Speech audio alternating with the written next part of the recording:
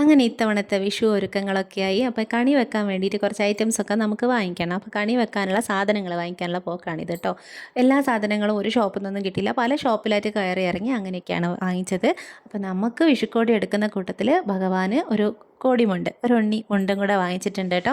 അപ്പോൾ ഞാൻ ചുരുക്കി പറയാം എന്തൊക്കെയാണ് ഞാൻ വാങ്ങിച്ചത് എന്നുള്ളത് പറയാം. എന്തായാലും നമുക്കൊരു കൃഷ്ണൻ്റെ വിഗ്രഹം മസ്റ്റാണല്ലോ. പിന്നെ ഒരു കണിവെള്ളരി, ഇത് രണ്ടും എല്ലാവർക്കും അറിയുന്ന കാര്യമല്ലേ. പിന്നെ നമ്മൾ ഇതൊക്കെ സെറ്റ് ചെയ്യാൻ വേണ്ടിയിട്ട് ഒരു ഓട്ടുരുളിയിലാണ് തയ്യാറാക്കുക. ഓട്ടുരുളി എന്ന് പറയുന്നത് ശരിക്കും ഒരു ബ്രഹ്മാണ്ടത്തെ സങ്കല്പിച്ചുകൊണ്ട് അതിനകത്താണ് ശരിക്കും എല്ലാം വെക്കുക. അപ്പോൾ അത്രയും വലുപ്പമുള്ള ഓട്ടുരുളി അവൈലബിൾ അല്ലാത്തതുകൊണ്ട് നമ്മൾ അഡ്ജസ്റ്റ് ചെയ്തൊക്കെ അങ്ങോട്ട് വെക്കുന്നു കേട്ടോ. അപ്പോൾ ഓട്ടുരുളിയിൽ നമ്മൾ ഉണങ്ങലരി ഇട്ടതിന് ശേഷം അതിന് മുകളിൽ നെല്ലിട്ടതിന് ശേഷം അതിന് ഇരുവശങ്ങളിലായിട്ട് നാളികേരം പൊട്ടിച്ച് വെക്കുക. നാളികേരം മാത്രമാണ് കേട്ടോ പൊട്ടിച്ച് ഉപയോഗിക്കുന്നത്. ബാക്കി എല്ലാ ഫ്രൂട്ട്സും വെജിറ്റബിൾസും മുഴുവനായിട്ട് തന്നെ വെക്കണം. അപ്പോൾ അത് വെച്ചതിന് ശേഷം അതോടൊപ്പം തന്നെ ഒരു കണിവെള്ളരി വെക്കുന്നു, കൃഷ്ണന് പ്രിയപ്പെട്ട കദളിപ്പഴം വെക്കുന്നു, സുബ്രഹ്മണ്യന് മാങ്ങ വെക്കുന്നു, വിഘ്നേശ്വരന് നമ്മൾ ചക്ക വെക്കുന്നു. ഇത്രയും കാര്യങ്ങളൊക്കെ വെച്ചതിന് ശേഷം കൃഷ്ണ ഭഗവാന്റെ വിഗ്രഹത്തിന് ഒരു വശത്തായിട്ട് നമ്മൾ നിലവിളക്ക് വെക്കുന്നുണ്ട്. മറ്റേ വശത്തായിട്ട് ഒരു കിണ്ടിയുടെ വാല് തെക്കോട്ട് തിരിഞ്ഞു പോകാതിരിക്കാൻ വേണ്ടി ശ്രദ്ധിക്കുക കേട്ടോ.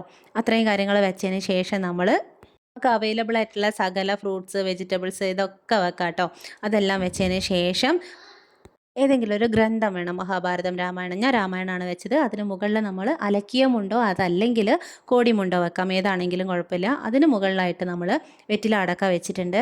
പിന്നെ അഷ്ടമംഗല്യം എന്നൊക്കെ പറഞ്ഞിട്ട് കുങ്കുമം, കൺമഷി, ചന്ദനം അതൊക്കെ വെച്ചു. പിന്നെ സ്വർണം, വെള്ളി, നാണയങ്ങൾ, പിന്നെ നോട്ട്, ഇതൊക്കെ നമ്മളെ രീതിക്കനുസരിച്ച് അവൈലബിൾ ആയിട്ടുള്ള രീതിക്കനുസരിച്ച് ഭംഗിയായിട്ട് ഒരുക്കുക. അതാണ് കേട്ടോ.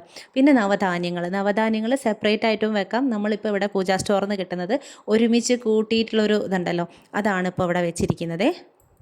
വേണമെന്നുണ്ടെങ്കിൽ നമുക്ക് ഉണ്ണിയപ്പം വെക്കാം. കണി കാണുന്ന സമയത്ത് തന്നെ ഭയങ്കര ഒരു സമൃദ്ധി ഫീൽ ചെയ്യണം. ആ ഒരു രീതിയിൽ നമ്മൾ കണി സെറ്റ് ചെയ്യാൻ വേണ്ടിയിട്ട് ശ്രദ്ധിക്കുക. നല്ല ഭംഗിയിൽ ഒരുക്കി കൊടുക്കുക.